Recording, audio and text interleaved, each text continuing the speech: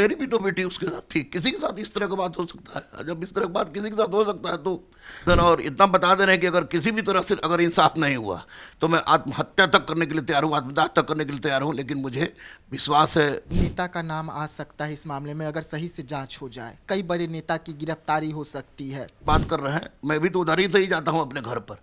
औकात है तुमको छू के देखना। मैं कह रहा हूँ कि डॉक्टर प्रभात दोषी है। वो मूल रूप से सबसे पहला दोष जाता है आपको हॉस्टल पर।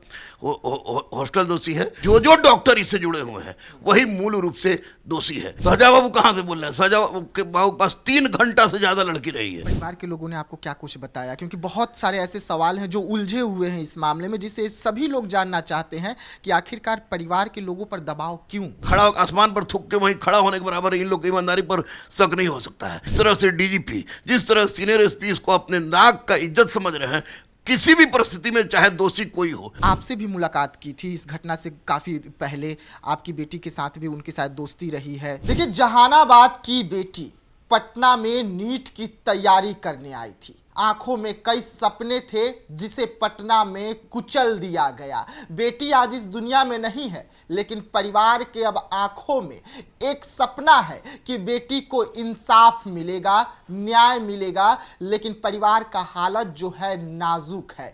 परिवार पर लगातार दबाव बनाया जा रहा है और इस वक्त हमारे साथ में गुरु रहमान सर है, जहानाबाद पहुंचे थे, परिवार के लोगों से मुलाकात किए हैं और कई बड़े खुलासे आज होंगे जिसे आप भी जानना चाहते हैं और हम भी जानना चाहते हैं कि आखिरकार बेटी के साथ क्या कुछ हुआ था। तो सीधा गुरु रहमान सर से जुड़ते हैं। सर, पहले तो स्वागत है आपका। बहुत बहुत धन्यवाद, बहुत बहुत धन्यवाद। कैसे देख रहे हैं ये बड़ा घटना जो तमाम परिवार को झंझोर कर रख दिया है? बेटियां पटना में अब कैसे पढ़ने आएगी सर?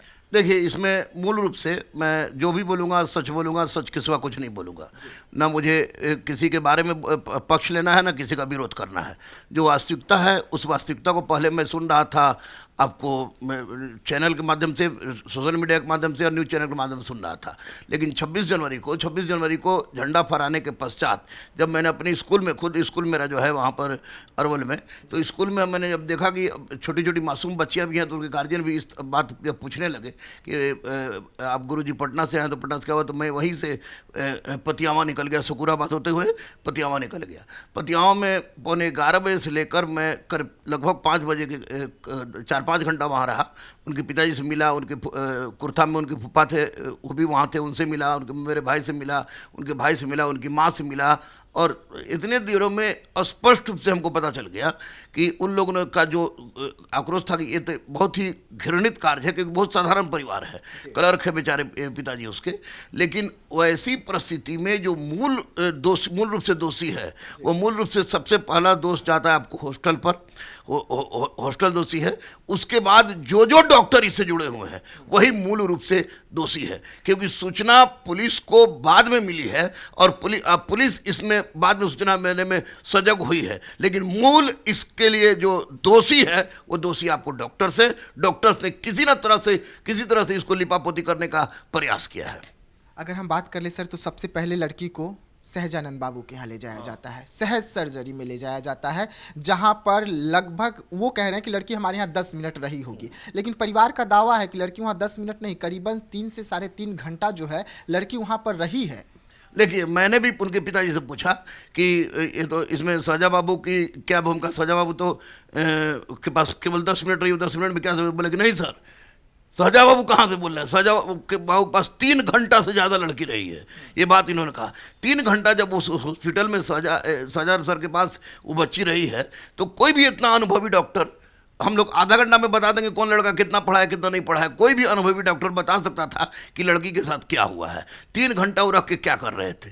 सबसे बड़ी बात है कि 10 मिनट बोले वो झूठ बोल रहे हैं, और 3 घंटा रख कर लड़की के साथ पता लगाना चाहिए था। पता लगाए भी होंगे, लेकिन उसके बाद जब देखे कि उनके नियंत्रण से बाहर हो गया, ICU की जरूरत है, तो फिर ये प्रभात मेमोरियल में भेजा गया। प्रभात मेमोरियल में भी इसको रखा गया। उस समय तक प्रभात मेमोरियल में ये लोग रखते हैं कि जब तक यानी कि ये कन्फर्म नहीं हो जाए कि लड़की मरेगी। तो निश्चित रूप से इसमें डॉक्टर की गलती है। डॉक्टर की गलती को अस्वीकारा नहीं जा सकता है, स्वीकारा नहीं जा सकता है। परिवार के लोगों ने आपको क्या कुछ बताया? क्योंकि बहुत सारे ऐसे सवाल हैं जो उलझे हुए हैं इस मामले में, जिसे सभी लोग जानना चाहते हैं कि आखिरकार परिवार के लोगों पर दबाव क्यों? नहीं, परिवार के लोगों पर दबाव का कारण इसमें है कि इसमें जो डॉक्टर्स लोग हैं, डॉक्टर्स लोगों ने परिवार पर मढ़ने का प्रयास किया है कि ये फलाना पोजीशन में आई थी, फलाना पोजीशन में आई थी, फलाना पोजीशन में आई थी।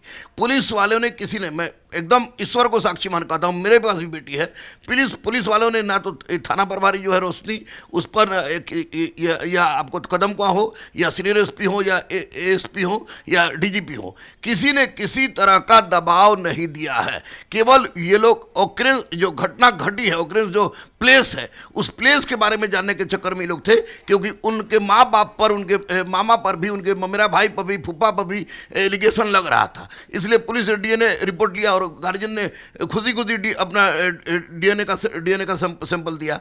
मूल गलती पृथ्वी पर दूसरा भगवान कहे जाने वाले डॉक्टर्स है, और आनन फानन में चूंकि डॉक्टर जो रिपोर्ट देगा उसी रिपोर्ट के आधार पर अपनी पुलिस अपना रिपोर्ट बनाती है। तो प्रभात मेमोरियल के द्वारा दिया गया रिपोर्ट के आधार पर आनन फानन में इसको बोल दिया गया कि इसके साथ कुछ नहीं हुआ है, इसके साथ रेप नहीं हुआ है। लेकिन जैसे ही एफएसएल का रिपोर्ट आया, उसे पता चल गया इसके साथ रेप हुआ है और काम चल रहा है। मैं उसके पिता ने बताया कि हमको बंद कमरे में डीजीपी साहब से बात हुई, तो चूंकि डीजीपी और सीनियर एसपी को मैं अच्छी तरह जानता हूँ, ये खड़ा आसमान पर थूक के वहीं खड़ा होने के बराबर इन लोग की ईमानदारी पर शक नहीं हो सकता है। और मैं आपको बता दूं कि जिस तरह से सम्राट चौधरी, जिस तरह से डीजीपी, जिस तरह सीनियर एसपी इसको अपने नाक का इज्जत समझ रहे हैं, किसी भी परिस्थिति में चाहे दोषी कोई हो वो अंदर जाएगा। मतलब आपका कहना है कि लड़की के पिताजी से बिहार के डीजीपी जो हैं उनसे मुलाकात हुआ है। हाँ, ये मुलाकात कहाँ हुआ है, कितने देर हुआ है? ये बंद कमरे में मुलाकात हुई है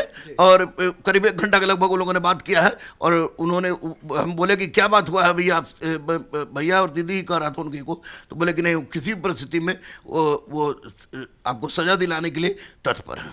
जहानाबाद की निर्भया, हम निर्भया उनका नाम दे रहे हैं क्योंकि उनका नाम लिया नहीं जा सकता है।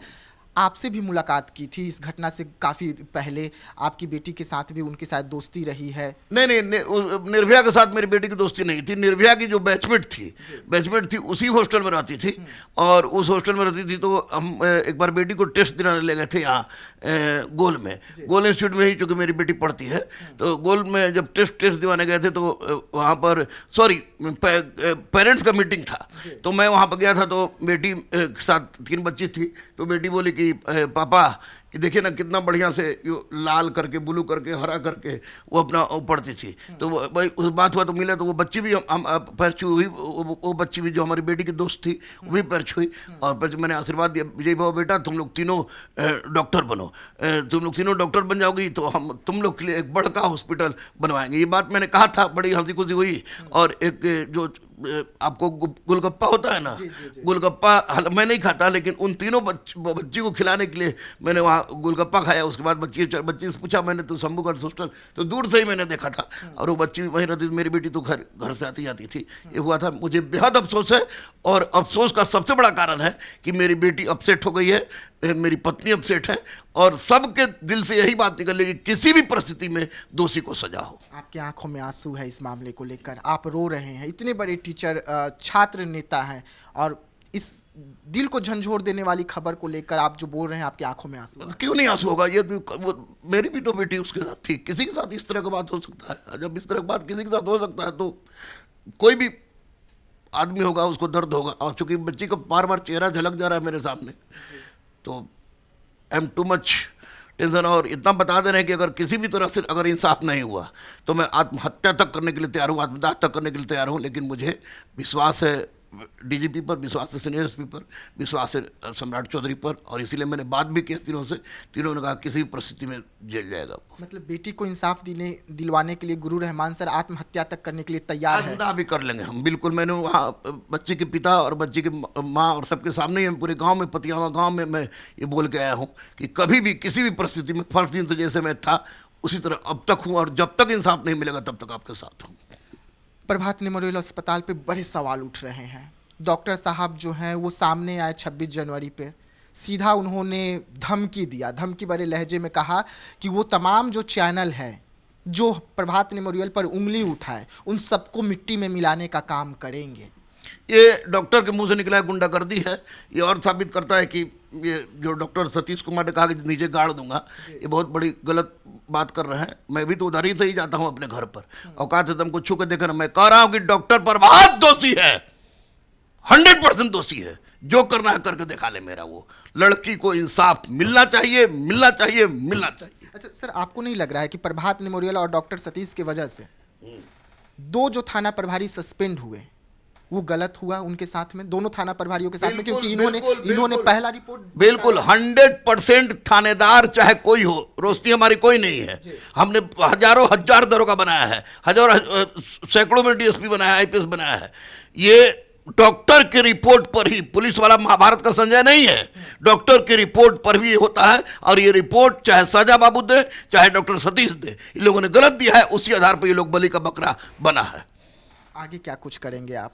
आगे मैं फिर जाऊंगा, फिर 2-3 दिन के बाद फिर पतियाँ हो जाऊंगा। अभी फिर पहले तो मैं विनय भैया से मिलूंगा, डीजीपी जो है सीनियर एसपी से बात करेंगे, फिर सम्राट भैया से मिलूंगा, क्योंकि इन लोग पूरी तरह सजग है, भयानक ढंग से सजग है। इतना सजग हम आज तक नहीं देखे थे। तो फिर मैं जाऊंगा और जब इंसाफ मिल जाएगा तब मैं निश्चित रूप से जाऊंगा, यहाँ सबसे मिलते हुए पतियाँ हो जाऊंगा।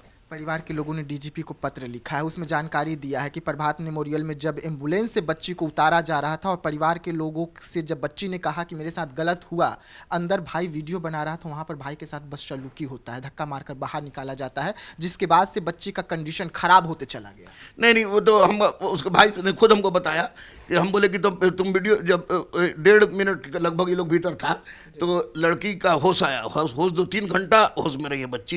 ये झूठ बोल रहा है डॉक्टर साहब। तो उस समय उसकी माँ ने पूछा कि बाबू तोरा वहाँ से कोई गलत हो हुआ है, तो रो रही थी और उसने मुड़ी हिलाया, 2 बार मुड़ी हिलाया। तो उसके भाई ने वीडियो बनाने का प्रयास किया, तो उसको धक्का देके, सब लोग मिल के उसको धक्का देके ये लोग बाहर निकाला। हम लोग, डॉक्टर तुम लोग हो कि डॉक्टर हम लोग हैं, डॉक्टर तुम लोग हम करके इसको बाहर निकाल दिया गया। कई बड़े नेता का नाम आ सकता है इस मामले में, अगर सही से जांच हो जाए कई बड़े नेता की गिरफ्तारी हो सकती है। सरकार पर सवाल उठ रहे हैं, आपको क्या लग रहा है कि सच में इसमें बड़े मछली हैं जिनकी गिरफ्तारी होनी बाकी है? नहीं, देखिए, अब ये तो खैर जांच का विषय है। अब जिसका भी नाम आवे, छोटा मछली है कि बड़ा मछली है, जिसका भी नाम आवे उसकी गिरफ्तारी हो, बस यही कामना है मेरी। अब मैं तो ना इसका जांच करता हूं, मैं तो एक कल्पित की तरफ से खड़ा हूं, क्योंकि मैं दुर्भाग्य था मेरा कि उस बच्ची को हंसते मुस्कुराते मैंने पहली बार देखा था। और खड़ा होकर 15 मिनट हम लोग गोलगप्पा उसको खिलाए थे, मेरी बेटी को दोस्त को खिलाए थे। तो ये मेरे लिए दुर्भाग्य का विषय था, क्योंकि मैं नहीं जाना था कि ऐसा होगा। तो कोई दोषी हो, आपने तो उसके लिए अस्पताल तक बनवाने की बात कही। हाँ, कोई भी दोषी हो, उसको जेल जाना चाहिए। देखिए, गुरु रहमान सर हैं, छात्र नेता हैं, लेकिन बेटी के इंसाफ दिलाने के लिए इन्हें भी आंखों में आंसू आया है, कमजोर पड़ रहे हैं, क्योंकि बिहार में बेटी को इंसाफ दिलाना है, लेकिन अंदर में से मजबूत है। कह रहे हैं कि अगर आत्मदाह करनी पड़ी तो हम उसके लिए भी तैयार हैं, लेकिन बेटी को इंसाफ दिलाएंगे, परिवार के साथ है। डीजीपी से मुलाकात करने की बात कह रहे हैं, लेकिन लगातार जो है इस मामले की अब जांच में तेजी आई है। लगातार इस मामले में जांच हो रही है, कई लोगों के सैंपल लिए जा चुके हैं, कई लोगों के सैंपल बाकी है, लेकिन कार्रवाई तेजी से हो रही है। तो ऐसे तमाम खबरों के लिए रहिएगा देशवा न्यूज के साथ, दीजिएगा इजाजत, धन्यवाद।